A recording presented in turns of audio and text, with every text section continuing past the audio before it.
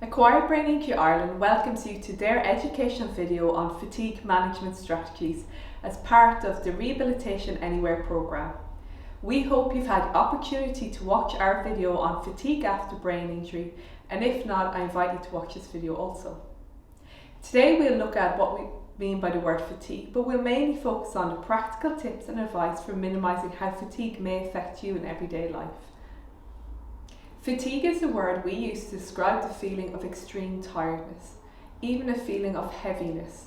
We tend to feel fatigue when our bodies and minds need a break.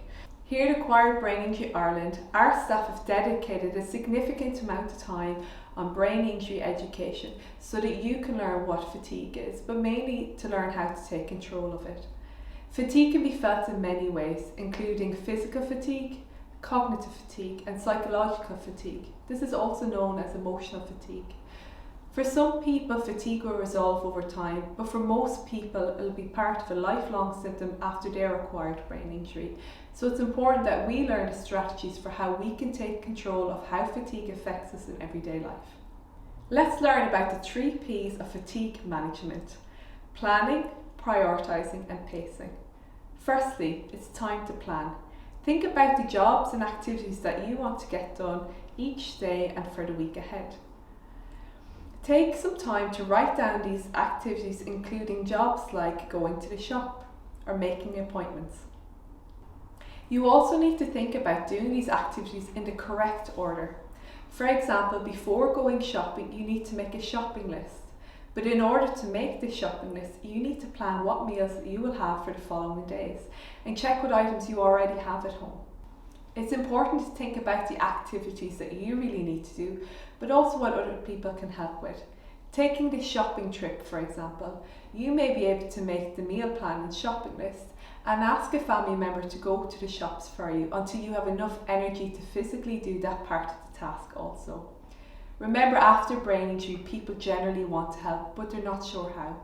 By asking people for help, this may give you the time and energy to do the activities you really want to do. For example, spending quality time with friends or family and feeling like you have the energy to follow their conversations or do the activities together. After you plan and prioritise the activities, it's now time to pace them. By pacing activities across the day and week ahead, it allows you enough time to complete them. It's important to pace activities each day to avoid using up all of your energy and running out of time. You can pace activities by completing one activity at a time. You can also take brief rest breaks between activities, perhaps having a hot drink. You can also think about pacing between physically demanding activities such as housework and cognitively demanding activities such as filling in a form or application. People are often tempted to do all of their physical based activities in the morning when they feel most energetic. However, this can often use up all of your energy, making you feel exhausted for the entire afternoon.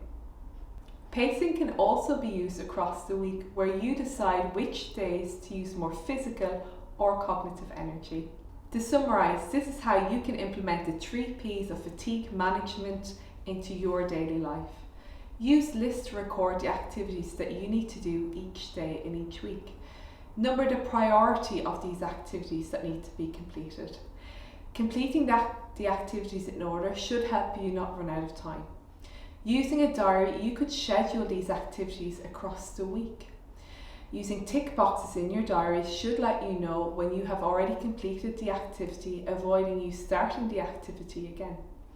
And any uncompleted activities could be scheduled for the next day, or you can ask someone else for help.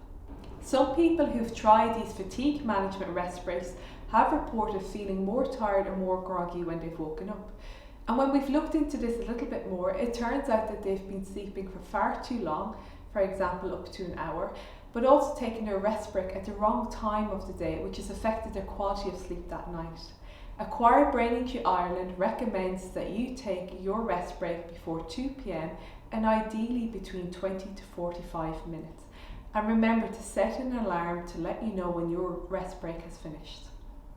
We've heard from some people how they've incorporated their rest break into their working day. For instance, spending the first 30 minutes of their lunch hour sitting in their car in the quiet resting. They then use the second 30 minutes of their lunch hour eating. To reduce the levels of fatigue that you may experience after brain injury, it's also important to recognise your limits. Make sure you allow yourself time to gradually build up on the amount of activity that you're doing. For instance, it might be best to start with light activities such as making your lunch before you attempt to make the main meal. Make sure that you know what your warning signs are. For some people they start to yawn, and for others they start to notice that tasks are taking progressively longer to complete. Some people experience a headache, even a dull headache, when they're pushing themselves too much. To summarise, fatigue is experienced by most brain injury survivors, and it can be experienced physically, cognitively or psychologically. We need to recognise fatigue so we can take control of it, and symptoms such as feeling excessively tired, weaker or even dull headaches can all be warning signs of fatigue. Acquired Brain Injury Ireland encourages you to use strategies such as the 3 Ps of fatigue management. It's important to plan your activities, prioritise their importance and pace these across the day and week ahead. Don't be afraid to take a rest. It's important not to push yourself too much. And it's okay to say no to what people are asking you. It might be too much for right now. Fatigue can't be easily seen by others or on a test. It's how you feel. It's important to let other people know how you feel and how you manage your fatigue, but also how they can help. Most importantly, don't compare yourself to anyone else. Just as your brain injury is individual to you, so are your symptoms.